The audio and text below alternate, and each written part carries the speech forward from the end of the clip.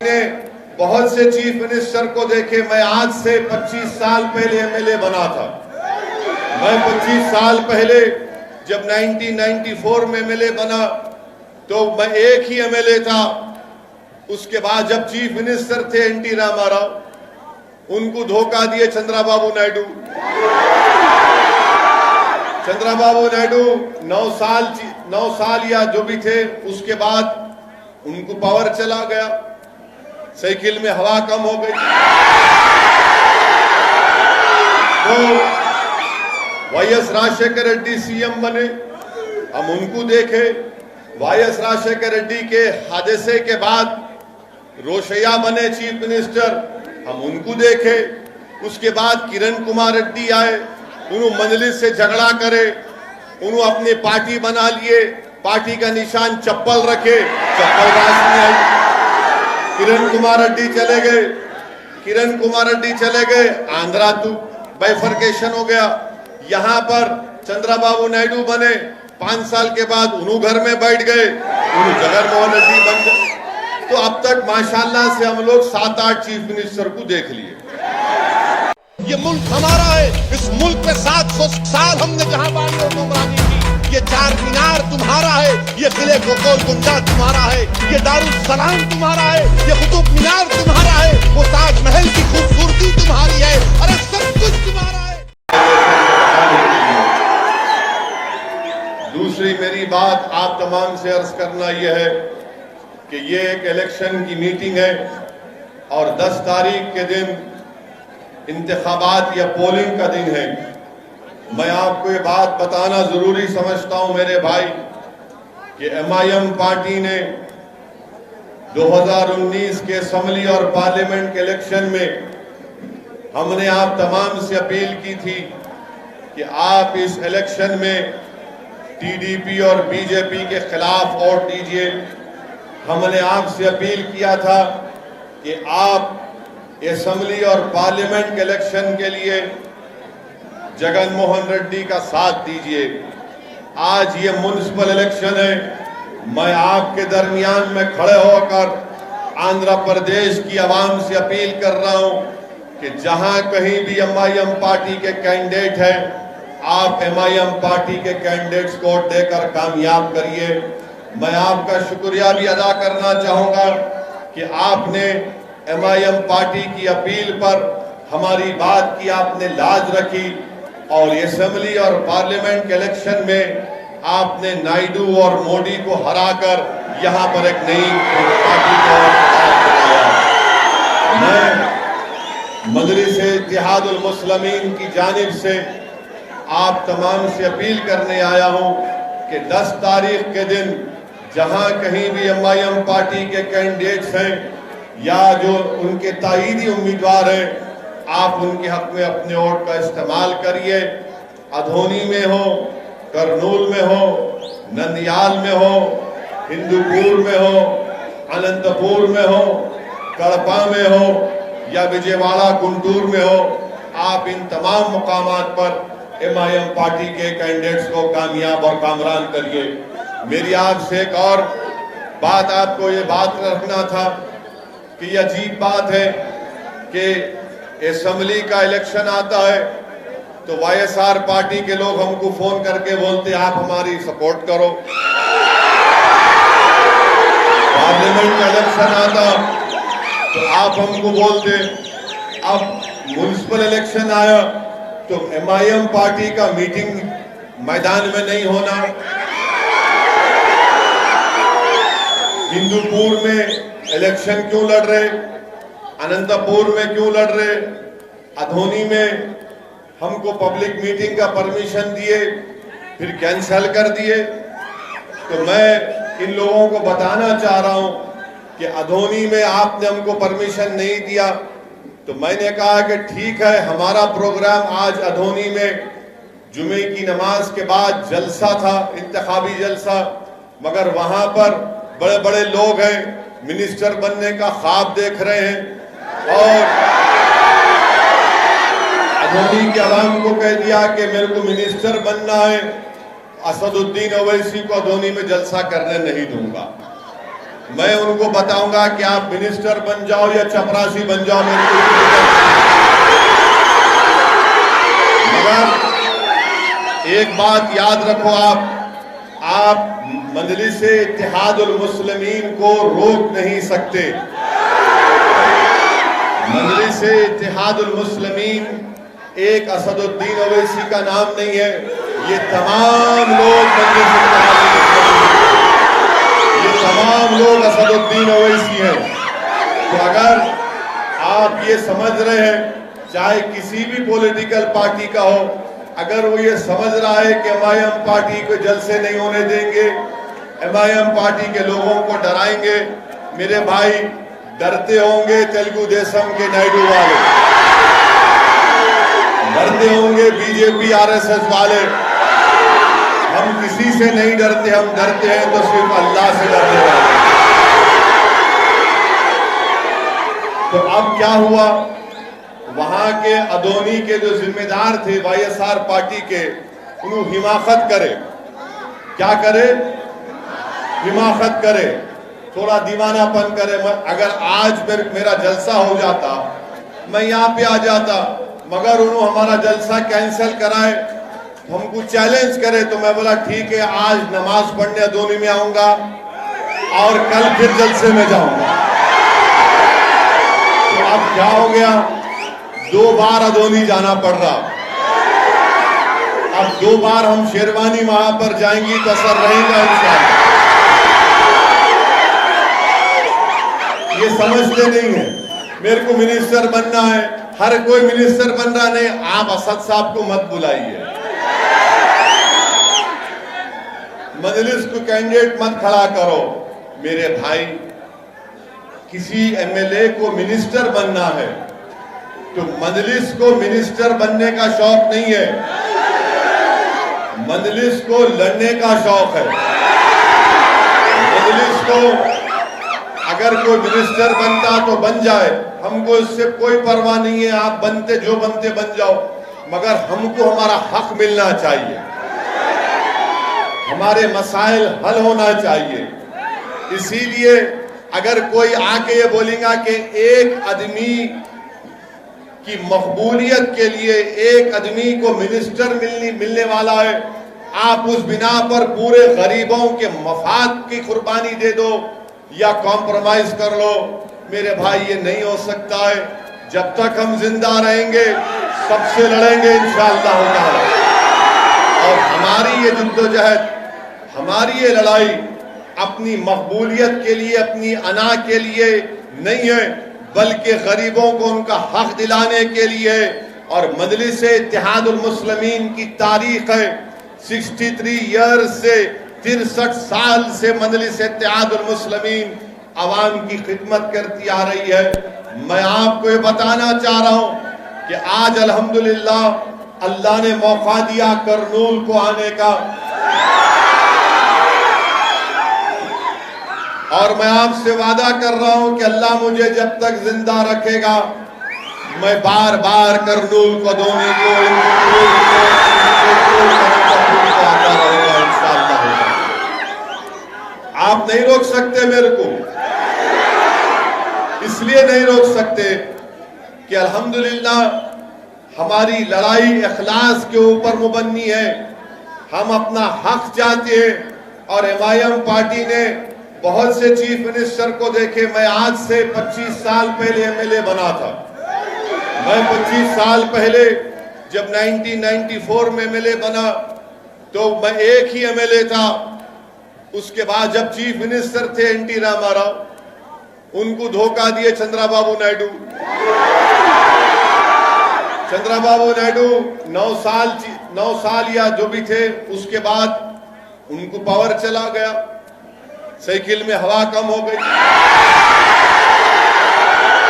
तो YS Rajshekhar Reddy CM बने, हम उनको देखे। YS राजशेखर रेड्डी के हादसे के बाद रोशैया बने चीफ मिनिस्टर, हम उनको देखे। उसके बाद किरण कुमार रेड्डी आए, उन्होंने मजलिस से झगड़ा करे, उन्होंने अपनी पार्टी बना लिए, पार्टी का निशान चप्पल रखे, चप्पल राज नहीं आई। किरण कुमार रेड्डी चले गए, किरण कुमार रेड्डी चले गए, आंध्रा तो बाइफर्केशन हो गया। यहाँ पर चंद्रबाबू नायडू बने, 5 साल के बाद उन्हों घर में बैठ गए, उन्हों जगनमोहन रेड्डी बन गए। तो अब तक माशाल्लाह से हम लोग 7-8 चीफ मिनिस्टर को देख लिए। आप हमको मत रोको, आप जितना हमको रोकेंगे ना हम उतना जिद में आते। मजलिस के मुखालिफिन बोलते थे, मजलिस के जितने मुखालिफिन बोलते थे असदुद्दीन ओवैसी तुम गुजरात को नहीं जाते, तुम मोदी से मिले हुए हैं, गुजरात को नहीं जाते नहीं जाते।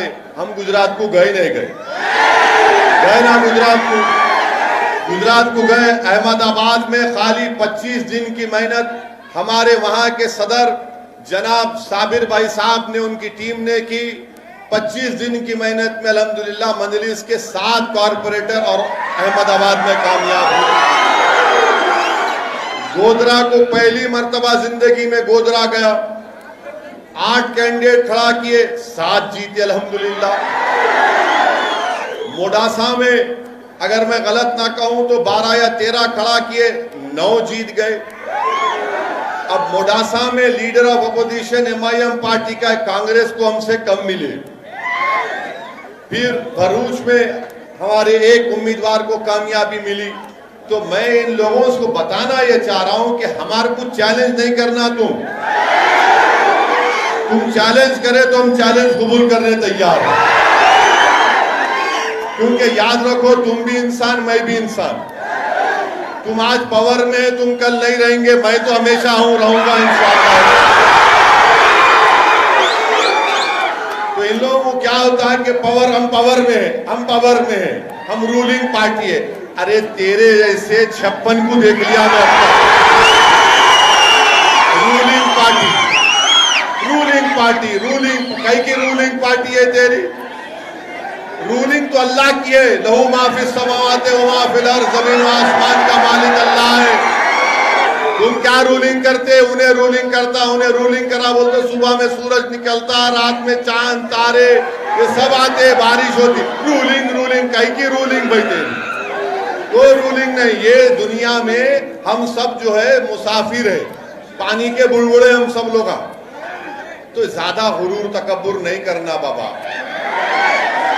अल्लाह मौका दिया, काम कर लो। मिनिस्टर बनना है, जो मिनिस्टर बनो, क्या बनते बनो। लाल गाड़ी के ऊपर लाल लाइट लगा के फिर लो, दूल्हे बन के, हमको इतराज नहीं है। हमारे को डिस्टर्ब नहीं करना। हमारे को डिस्टर्ब करे तो हम तुम्हारे पीछे पड़ जाते फिर, और ऐसा पीछे पड़ते हैं कि तुम्हारे को आइंदा असेंबली इलेक्शन में नतीजा दिखाएंगे फिर हम। तो इसीलिए मैं इखलास के दायरे में रहकर, अदब के दायरे में रहकर इन लोगों से अपील कर रहा हूं, अपना काम करो, हमको अपना काम करने दो। आप अपना काम कर लो, कौन रोक रहा आपको? मगर नहीं, यहाँ मैदान में नहीं करना है। एमआईएम पार्टी को जलसा कैसा देते, आज बंद है। अरे आंध्रा में बंद है, हम भी बंद की तायीद करे, जुनेद भी करे, मंसूर भी करे, सब करे, तायीद करे। मगर ये शाम में बंद होता क्या? मैं हमारे को कोई बोले बड़े लोग, वो गवर्नमेंट के नहीं साहब बंद है, मतलब रात में कुत्ते का पेशाब भी बंद है क्या? रात में वो बंद नहीं होता। तुम बोले तुम कुत्ते का पेशाब पियो, पब्लिक में जाके अपना वोट का मुतालबा करेंगे पतंग के निशान पे। बंद अरे बंद है तो दिन का बंद है। आज मैं जा रहा था अदोनी को, कौन सा गांव था जुनैद? कोटपुर में गाड़ी रोके, थे ना, है ना? तो हमारे को देख के आके बोले साहब 1-2 मिनट आप भी हमारे प्रोटेस्ट में शामिल हो जाओ। हम बोले ठीक है। बराबर गया मैं, वहाँ पे कम्युनिस्ट लीडर थे गफूर साहब नाम याद है।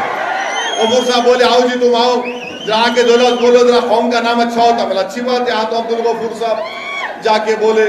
तो ये हमारा काम यही है। तो मेरी आपसे गुजारिश ये है कि ये लोगों की बातों में मत आइए। एमआईएम पार्टी के जो करनूल में 7 कैंडिडेट है, जुमला कितने वार्ड आए आप? 35, 33। 30 पे 3 है। हाँ, 30 पे 3 वार्ड में हम खाली 7 लड़े तो इनके पेट में दर्द हो रहा। 30 पे 3 है, 33 वार्ड है। एमएलए के 33 मालूम है, 52 है मालूम। अब वो उसमें से खाली 7 लड़े तो इनको सांस चढ़ रही।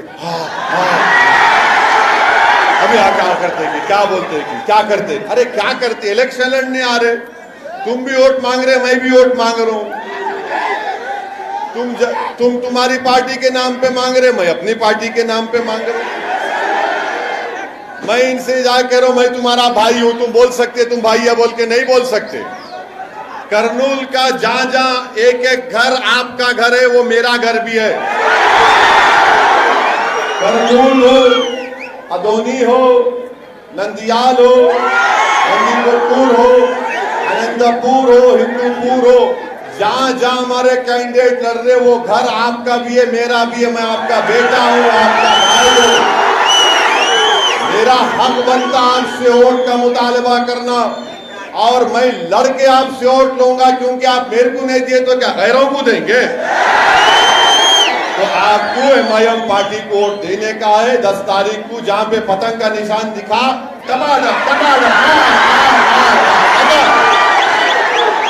और 10 तारीख को पूरे आसमान पे खाली पतंग नजर आना। तो मेरी आपसे गुजारिश है कि जब अहमदाबाद में एमआईएम पार्टी को 7 हमारे कैंडिडेट जीत गए, तुम करनूल में 6 नहीं जिता सकते। जब गोधरा में हमारे 7 कारपोरेटर कामयाब हो गए, तो क्या आप नंदियाल अदोनी में हमको नहीं जिता सकते इंशाअल्लाह? तो इसीलिए मेरी आपसे गुजारिश है कि ये नंदी कोटपुर के हमारे वार्ड नंबर 7 से मौला अली, वार्ड नंबर 8 से एस फारूक, वार्ड नंबर 20 से हिदायत, वार्ड नंबर 24 से अब्दुल मन्नान साहब एमआईएम पार्टी के कैंडिडेट हैं। तीसरी अहम बात मैं आपको बताना जरूरी समझता हूं कि हमारे जुनैद साहब मजलिस के कायद हैं। यहां पर गोनीगंडला मंडल में एक 24 साल की हाजिरा बी का मर्डर हो गया। अगस्त 7 को उसका मर्डर हुआ। ये आज जो आके एमआईएम पार्टी नहीं लड़ना बोल रहे, उन्होंने गए क्या हाजिरा बी के घर को? आप पूछो जाके। गोनीगंडला मंडल में 24 साल की 20 पे 4 साल की बच्ची हाजिरा बी, जिसका मर्डर हो गया अगस्त 7 2020 को, ये कोई जाके नहीं मिले उससे। जुनैद गए, जाके उनकी वालदा से मिले। अभी लाके मेरे को उनकी वालदा से मिला है, उनकी अम्मा से, बच्ची से। वो अम्मा रो रही थी कि मेरे बच्ची से इंसाफ करो, अभी तक किसको अरेस्ट नहीं करे।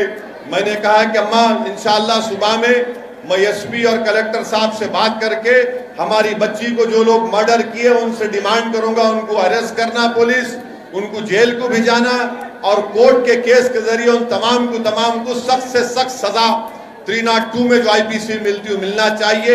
ये काम एमआईएम पार्टी कर रही है। अब जो लोग हमको बोल रहे कि काम नहीं, ये आप इलेक्शन नहीं लड़ना, यहाँ कहीं को आए साहब आप, यहाँ अच्छा माहौल है। अरे अच्छा माहौल को अच्छा करने आए, खराब करने कौन आई थी? जब CAA का मीटिंग हुई, CAA के खिलाफ, NPR NRC के खिलाफ, तो बड़े मैदान में हुई थी, हजारों की तादाद में आपने शिरकत की थी, हम आए थे। जब आके बाजू बैठना जरूरी था इनको, मेरे इनको बुलाए भी नहीं थे। नहीं मैं बाजू बैठ, तो मतलब बैठो, हम तो बोल रहे बाजू नो को बैठो, दिल में बैठ जाओ, आके जगह है हमारी। मुस्लिम पर्सनल बोर्ड का जलसा हुआ, ट्रिपल तलाक के खिलाफ पूरे उलमाए कराम आए थे। अल्हम्दुलिल्लाह करनूल के तमाम उलमाए कराम, मशाइखीन, मदरसे के जिम्मेदारान की सरपरस्ती में वो जलसे आम हुआ। आप तमाम ने शिरकत की। तो मेरी अजीज दोस्तों और बुजुर्गों, मैं आपको बता रहा हूं कि करनूल में हो या आंध्र प्रदेश में हो, आपको अपनी एक पॉलिटिकल वॉइस की जरूरत है। आपको अपनी पार्टी के नुमाइंदों को कामयाब करना जरूरी है, ताकि कोई आपके लिए लड़े, ताकि हुकूमत के पास जाकर आपके मसाइल की तर्जुमानी कर सके। मैं आपको ये बात इसलिए बता रहा हूं, अगर आप ये समझेंगे नहीं नहीं असद साहब अच्छी तकरीर करते, हम तकरीर जलसे में आएंगे, सीटी मारेंगे, हा करके चले जाएंगे, ऐसा नहीं है। मैं आपसे अपील कर रहा हूं कि 10 तारीख को आप सुबह सुबह अपने घर से निकलकर अपना एक एक वोट MIM पार्टी को देंगे। अपनी पार्टी को मजबूत करो। आप ये देख रहे पूरे मुल्क में कैसे हालात हो रहे हैं। जब से बीजेपी की सरकार बनी है, अक्सरियती तबके की जमहूरियत का उसका फरोग दिया जा रहा है। जो मुसलमान हैं, दलित हैं, आदिवासी हैं और जो गरीब बैकवर्ड क्लास के लोग हैं, वो सब लोग फिक्रमंद हैं कि ये मेजॉरिटेरियन फॉर्म ऑफ डेमोक्रेसी की वजह से हमारी आवाज को बंद कर दिया जा रहा है। घुटन महसूस हो रही है। अगर कोई अपने हक का मुतालबा करता, अगर कोई बोलता है कि दिल्ली के फसादात में वो जो बच्चा फैजान, वो फैजान का वीडियो आपने देखा होगा कि 4 लड़के जमीन पर पड़े हुए हैं और दिल्ली की पुलिस या कहां की पुलिस उन बच्चों को मार कर कह रही है कि जनगण मना पढ़ो, तो उसमें से एक बच्चा दर्द की हालत में, कर्ब की हालत में, तकलीफ में जनगण मन पड़ता है, बाद में फैजान मर जाता है। अगर मैं फैजान के मारने वालों को गिरफ्तारी का, उनके अरेस्ट का मुतालबा करता हूं तो एंटी नेशनल करार दिया जाता है। मैं ट्वीट करता हूं तो दिल्ली पुलिस रिप्लाई करके कहती है कि फुला पढ़ लो। अरे दिल्ली पुलिस वालों, तुम यकीनन बहुत अक्लमंद होंगे मुझे मालूम, मगर मेरी आपसे एक ही रिक्वेस्ट है दिल्ली पुलिस के कमिश्नर पुलिस से कि मैं आज के जलसे से आपसे पूछना चाह रहा हूं, वो फैजान को जिन्होंने मारा, क्या आपने उनको गिरफ्तार किया? जिन्होंने फैजान को मारा, आपने उनको गिरफ्तार किया? जो 19 मसाजिद को नुकसान पहुंचाया गया या शहीद किया गया या जलाया गया, आपने उनको कितनों को गिरफ्तार किया? बताओ आप। नहीं इसका जवाब आता। आज इसीलिए मेरे भाई, मैं आपको डराने के लिए नहीं कह रहा हूं, बल्कि समझाने के लिए हकीकत बयान कर रहा हूं। ये रात लंबी होने वाली है, ये रात बड़ी लंबी होने वाली है। और याद रखो, आपको पहले से ज्यादा अपने रिश्ते को अल्लाह से मजबूत करना है। आपको पहले से ज्यादा अपने आप पर, उसकी अल्लाह की जात पर तवक्कल करना है। आपको पहले से ज्यादा मुत्तहिद रहना है। आपको पहले से ज्यादा आज मजलिस की आपको जरूरत है। मजलिस आपकी आवाज है, मजलिस आपकी पहचान है। क्या आप नहीं देखते कि भारत की पार्लियामेंट में जब कभी भी कोई मसला आता है तो कौन उठकर बीजेपी की हुकूमत के खिलाफ बेबाक तरीके से उनको बयान करता है? यहां से आंध्र प्रदेश से YSR पार्टी के भी MP हैं, TDP के भी MP हैं, मगर जब CAA का कानून पास हुआ तो ये तमाम दोनों पार्टी के लोग क्या बोल रहे थे किसी को समझ में नहीं आ रहा था। या दोस्ती कर रहे थे या दुश्मनी कर रहे थे, नहीं मालूम। ट्रिपल तलाक का बिल लाया गया, दोनों पार्टी समझ में नहीं आ रहा था कि तुम बीजेपी को तलाक दे रहे या शादी कर रहे, वो भी समझ में नहीं आ रहा। ऐसा लग रहा था कि ना तलाक देना चाह रहे, ना निकाह में वापिस लेना चाह रहे। मगर कौन साफ और वाज़े तरीके से, चाहे ट्रिपल तलाक हो, चाहे CAA का कानून हो, चाहे बजट हो, हम बेबाक तरीके से दलाइल को बीजेपी की मुखालिफत करते आ रहे हैं। ये काम MIM पार्टी कर रही है। और आप जानते हैं कि अल्लाह के फजलो करम से औरंगाबाद की पार्लियामेंट की सीट से भी MIM पार्टी का कैंडिडेट कामयाब हुआ। MIM पार्टी के अब 2 MP हो गए, 2 है। ये दो 300 पे पारी। अब जिनके पास 20-20, 3-3 है, उन्होंने क्या कर रहे? कहां गया स्पेशल स्टेटस? कहां गया स्पेशल स्टेटस? बोलो मेरे को आप। कुछ नहीं, बात ना TDP करती ना इन्हों करते। क्या कहा, किधर गया? मैं ये इसलिए बोल रहा हूं, अगर कल तुम अधोनी में मेरे जलसे का परमिशन कैंसिल नहीं करते, खामखा उंगली करे। नहीं छेड़खानी करना हमसे पाशा। छेड़खानी करे तो हम काजकोरी की फल्ली है, तुम्हारे को गुजरी होती, याद रखो। अब मेरे को फोन करके कोई बोलते, अरे असद साहब हिंदूपुर क्यों आते? मला क्यों नहीं आना? अरे कहीं को आते? मेरा हो आ तो मेरे अब्बा की जागीर है, यहाँ नहीं आना, वहां नहीं। अरे फिर कहां जाना पाशा? क्या जाना?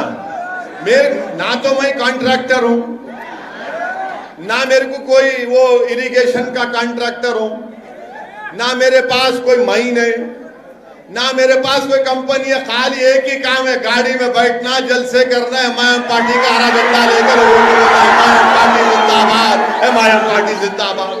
अब ये दूसरों को उनका कॉन्ट्रैक्टर भी है, दौलतमंद भी है, करोड़पति भी है, तो उनको डर होता, इनको इनसे डर होता, उनको उनसे डर होता। अरे तुम दोनों डर लो, हमको क्या करना?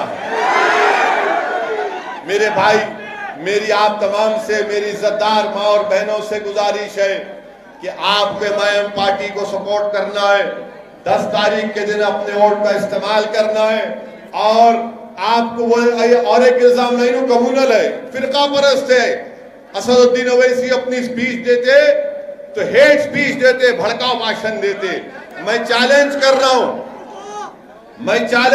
हूं, अगर तुम चैलेंज कबूल कर लिए तो आओ अपन खड़े रह के एक डिबेट कर लेंगे, मालूम कर लेंगे कौन फिरका परस्त है, बताएंगे। कहां की फिरका परस्ती हम बता सकते हैं आपको। एमआईएम पार्टी कम्युनल है। अरे क्या तुम्हारे पास क्या सर्टिफिकेट है? कंपनी है? हाँ, तुम्हारे पास क्या कंपनी है? तुम स्टैंप मार के दिए तो सेकुलर, उन्होंने नहीं दिए तो कम्युनल। अरे तुम्हारे सर्टिफिकेट की जरूरत नहीं है, मैं जूती पे रखता हूं तुम्हारे सर्टिफिकेट। नहीं वो कम्युनल है। अरे तुम अरे मैं कम्युनल तो तुम क्या है बताओ? फिर तुम क्या है बताओ? हर जगह पे अरे एमआईएम पार्टी कम्युनल। अरे तुम जितना बोलेंगे उतना मोहब्बत अल्लाह अवाम के दिलों में डालेगा इंशाअल्लाह। कम्युनल है। अरे कौन सा कम्युनलिज्म की बात कर रहा हूं मैं? तो बाबा साहिब अम्बेडकर का बना हुआ संविधान में जो हुकूक दिए गए, जो राइट्स दिए गए, फंडामेंटल राइट्स दिए गए, उनको बोल रहा हूं हमको दो आप। नहीं नो कम्युनल। अरे कहां कम्युनल है? हम तो कह रहे हैं कि भारत में जो दलित है, आदिवासी है, जो मुसलमान है, जो गरीब है, पसमानदा है, आप उनसे इंसाफ करो, उनके महलों में तरक्की कराओ, उनके बच्चों के लिए स्कूल का इंतजाम करो, उनके बच्चों को नौकरियां दिलाओ। अगर ये कम्युनलिज्म है तो बताओ फिर सेकुलरिज्म क्या होगा? मेरे अजीज दोस्तों और बुजुर्गों, आप देखते हैं कि दुल्हन की स्कीम कहां गई अल्लाह को मालूम। वक्फ बोर्ड के जमीन का कमेटी नहीं बनती, minority corporation, overseas education scholarship वो भी नहीं मालूम किधर गया। मेरी आपसे एक ही अपील है कि आपको जमहूरियत में एक अपोजिशन की जरूरत है। अब यहां पे क्या हो रहा आंध्र प्रदेश में, ये रूलिंग पार्टी वाले बोलते अरे टीडीपी वाले पैसे लेके बैठ गए, तुम कहीं को नहीं ले रहे। पूछते पूरे टीडीपी वाले नायडू को धोखा दे, नायडू सुसरे को दिए, अब इनला नायडू को धोखा दे। जितने नायडू से टिकट लिए उनको वो वाईएसआर वाले बुला के इधर भाई गुलाब जामुन खा सो जा। हमारे को बुलाए, उन्होंने बोले गुलाब जामुन खाओ, हम बोले नहीं खाते। बोले 2 खाओ, हम बोले नहीं खाते। पूरा डब्बा ले ले, हम बोले नहीं खाते। उसको बोले क्या खाते, तो हम बोले हम तुमको खाते।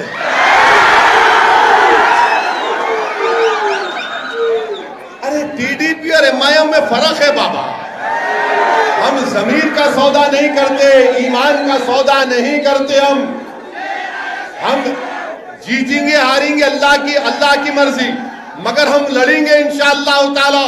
क्योंकि जब दुनिया में तारीख लिखी जाएंगी भारत की सियासत की, तो मौरिख लिखेगा कि हाँ ये लोग, इनकी खूबसूरती, इनकी ताकत, इनकी अहमियत, इनकी खुसूसियत ये थी कि लड़ने वाले लोग थे, ये किसी से डरने वाले नहीं थे। हम तारीख लिखना चाह रहे हैं, हम हिस्ट्री बनाकर रहेंगे भारत की जमहूरियत में इंशाअल्लाह ताला। हम भारत की जमहूरियत को मजबूत करना है। कैसे मजबूत करेंगे? जब दलित, आदिवासी, मुसलमानों को उनका पॉलिटिकल राइट मिलेगा, उनकी इंडिपेंडेंट पॉलिटिकल लीडरशिप बनेगी। और उसके लिए आपको मदद करना है, पहले अपनी दुआओं से, फिर अपने जमात को मशवरा देते रहना। हम गलती करे, मंसूर गलती कर रहा है, ए जुनैद सही हो जा, ये आपका काम है। इसीलिए ये आपकी जमात है। 63 साल का सियासी सफर कोई आसान सफर नहीं रहा मेरे भाई। इसमें यकीनन हम तमाम को खाक और खून के दरियाओं से गुजरना पड़ा, कुर्बानियां देनी पड़ी। हमारे बुजुर्गों ने कुर्बानियां दी, हमारे बुजुर्गों ने अपना वक्त लगाया, तब जाकर आज एमआईएम पार्टी को एक मुकाम मिला है। मैं करनूल की आवाम को एक और पैगाम देना चाहता हूं कि बिहार के असेंबली इंतखाबात हुए, बिहार के असेंबली के इंतखाबात हुए। बिहार में मजलिस के 5 एमएलए, कितने एमएलए? अब इन्हों जो बोलते हम रूलिंग, तुम बिहार में तुम्हारा एमएलए नहीं है, इनके है क्या, कहां है? नहीं, खाली हम यहां रूलिंग है। अरे बाबा, बिहार में जाकर हम जीते। महाराष्ट्र में मजलिस के 2 एमएलए अल्हम्दुलिल्लाह।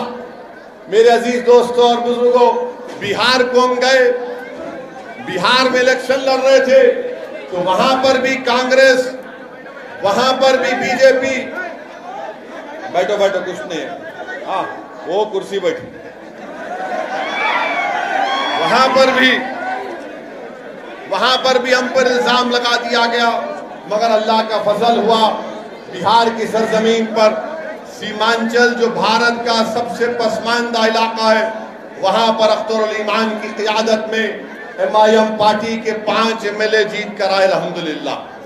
आज बिहार के असेंबली में मजलिस के 5 रुकनी असेंबली, वहां के चीफ मिनिस्टर नीतीश कुमार के सामने खड़े होकर सीमांचल की सरजमीन पर बसने वालों के लिए इंसाफ का मुतालबा करते हैं।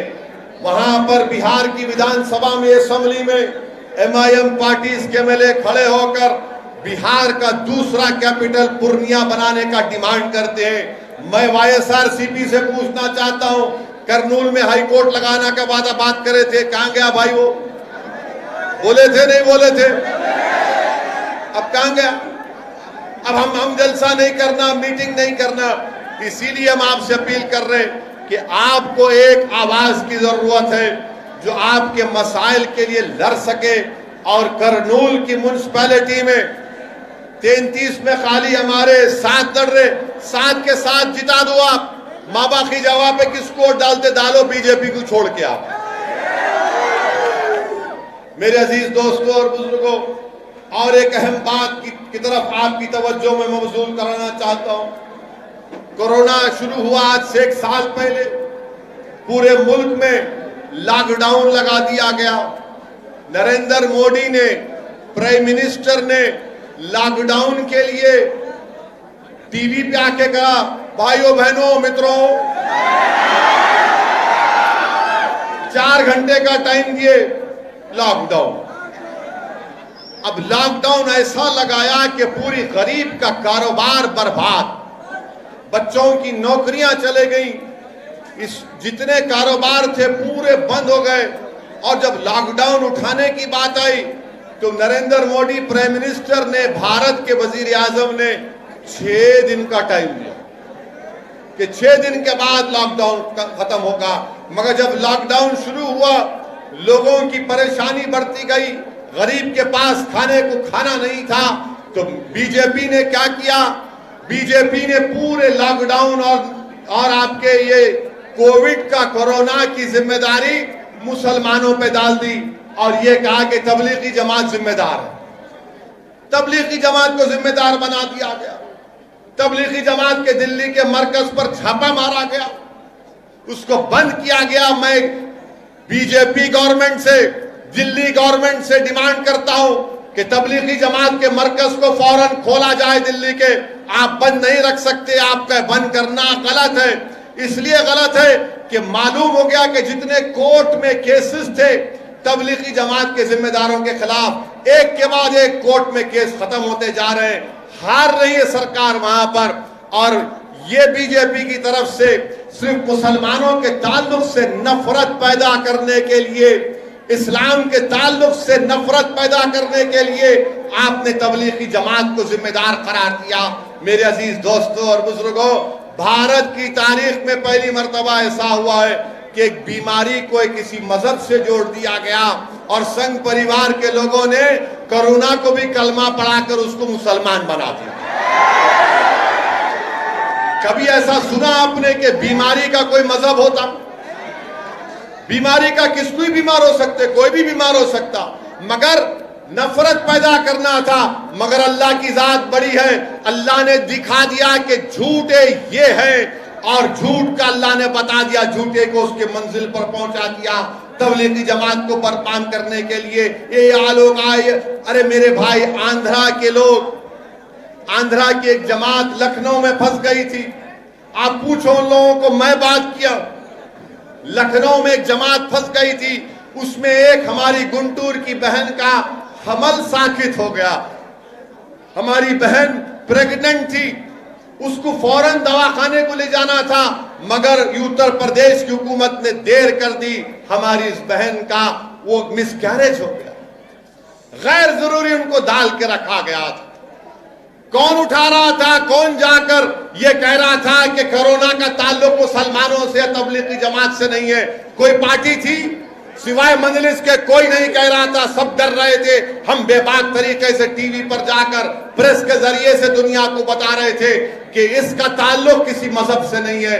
मगर वो लोग जो आज वोट मांग रहे हैं, आकर बोल रहे हम तुम्हारे दोस्त हैं, हम फुला हैं, हमको वोट दे दो। मेरे अजीज दोस्तों और बुजुर्गों, मेरी इज्जतदार माँ और बहनों, मैं आपसे अपील कर रहा हूं कि फिरका परस्ती का माहौल है। इस फिरका परस्ती के माहौल में मेरी आपसे दरमंदाना गुजारिश है कि 10 तारीख के दिन अपना एक वोट का इस्तेमाल करिए और MIM पार्टी को अपना वोट देकर कामयाब करिए। मैं फिर से आपको बताना चाहूंगा कि जब लॉकडाउन चल रहा था तो गुंटूर के एक मुफ्ती साहब थे, मरहूम, उनका नाम गुंटूर के मुफ्ती साहब थे, उनकी सदारत में जलसा हुआ था CAA का, जमीयत उलमा के वो सदर भी थे।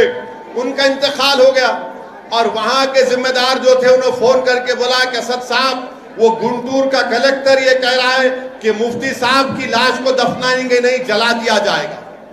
मैं फौरन कलेक्टर से बात कर रहा, मेरा मिस्टर क्या कर रहे हैं आप? बोले नो सर, गवर्नमेंट का ऑर्डर है। मेरा कई का ऑर्डर है? मिला हम जिंदा भी रहेंगे तो अपने पसंद के मजहब पर चलेंगे, मरेंगे भी तो अपने पसंद के मजहब के उसूल के मुताबिक जाएंगे। ये भारत का संविधान है, भारत का कॉन्स्टिट्यूशन है। फौरन मैंने आपके हमारे वहां के नेल्लूर के जो इंडस्ट्री मिनिस्टर है गौतम रेड्डी को फोन लगाया और उनसे कहा कि भाई साहब, हमने तेलंगाना में गवर्नमेंट से नुमाइंदगी करके जियो आया है, कोई कोविड से मरने वाला मुसलमान हो, हिंदू भाई हो या ईसाई हो या सिख हो, उसका एक हमने प्रोसीजर बनाया और ये प्रोसीजर की गई कि उनकी डेड बॉडी का गुसल दबाने में किया जाएगा। मैंने हैदराबाद के बड़े मुफ्तियों के साथ, जिसमें सैफुल्लाह रहमानी साहब, दूसरे जो जिम्मेदार जमीयत उलमा के, उन्होंने कहा कि हम ये कर सकते और प्रोसीजर बनाया कि गवर्नमेंट खुद ले जाकर खानदान 5-6 लोग रहेंगे, की कब्रिस्तान में होगी और तदफीन होगी। वो जियो की कॉपी में आपके YSR CP के लीडर मौजूदा चीफ मिनिस्टर के पास भिजाया, तो मेरे भिजाने के बाद आंध्र प्रदेश में उस तरह का जियो जारी हुआ। आज आप पूछते हैं MIM पार्टी क्या कर रही? अल्लाह सलामत रखे मुफ्ती साहब को, अल्लाह उनकी मग़फ़िरत करे कि मुफ्ती साहब जिंदा भी थे तो उनके इल्म से लोगों को फायदा पहुंचा, उनके दुनिया से चले जाने के बाद भी लोगों को उनसे फायदा पहुंचा कि उनकी मौत सबब बनी कि कोविड में सही तरीके से लोगों को उनके मजहब के मुताबिक अपने आखिरी रसूमात करने का मौका मिला। मेरे अजीज दोस्तों और बुजुर्गों, मेरी आपसे गुजारिश है कि 10 तारीख के दिन आप अपना एक और MIM पार्टी को देकर कामयाब करिए। और मैं आपको बता रहा हूं एक बात, अपनी कहकर अपनी बात को खत्म कर लूंगा।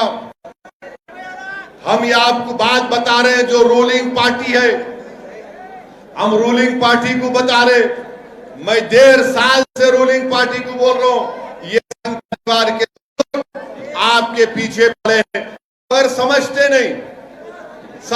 हमें ठीक है, मगर एक बात याद रखो, जब आंध्रा में ये असेंबली का इलेक्शन होगा तो बीजेपी बड़ी ताकत के साथ आगे बढ़ रही है। मैं आपको डराने के लिए नहीं कह रहा हूं, मेरी एक जिम्मेदारी है हैसियत एक सियासतदान के। मैं थोड़ा बहुत जो अल्लाह ने मुझे इल्म दिया या सोचने समझने की ताकत दी, मैं उसकी बुनियाद पर आपसे कह रहा हूं कि मुत्तहिद रहिए, डरने और घबराने की जरूरत नहीं है। अगर आप जिस दिन डर जाएंगे इन जालिम लोगों से, तो याद रखिए हम फिर कभी नहीं उठने वाले हैं। डरना नहीं है, मुत्तहिद रहना है, अपने रिश्ते को अल्लाह से मजबूत करना है। मैं आपको फिर से कह रहा हूं कि जहेज की लानत को खत्म करो, बच्चियों से अच्छा ट्रीटमेंट करो, बच्चियों को बच्चों से ज्यादा पढ़ाओ। और आपसे मैं एक वादा लेना चाह रहा हूं कि 10 तारीख को पूरे के पूरे हम पार्टी को वोट देंगे। आप वादा कर रहे हैं? जो बाहर हजरात बैठे वो भी हाथ उठा दो। तो 10 तारीख के दिन आप तमाम इंशाअल्लाह ताला इमाम पार्टी को वोट देकर कामयाब करिए। और मैं इंशाअल्लाह ताला करनूल को आता रहूंगा, रायलसीमा को आता रहूंगा, आंध्रा को आता रहूंगा। अस्सलाम वालेकुम व रहमतुल्लाहि व बरकातहू।